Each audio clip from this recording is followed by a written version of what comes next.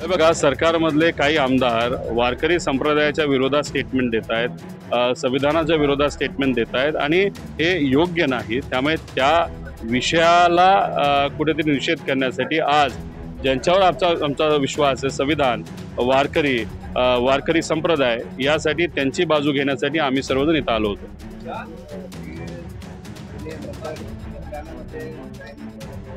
अख्ख्या महाराष्ट्रात क्राईम वाढतो, फक्त काही जिल्ह्यात नाही।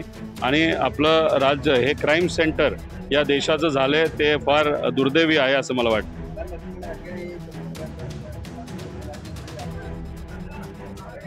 नाही, आता त्यांना कुणीतरी फोन करून सांगितलं असावं, कारण हाकेंची चूक नसती। हाकेंना मोठे भाजपचे नेते फोन करतात, सांगतात कसं वागायचं, काय बोलायचं, आणि त्या पद्धतीने ते वागतायत आणि बोलतायत। त्याला मोठे नेते जे भाजपचे तेच जबाबदार आहेत, पण अजितदादांचा जो पक्ष आहे तो त्या बाबतीत काय भूमिका घेतो हे आपल्याला बघावं लागेल।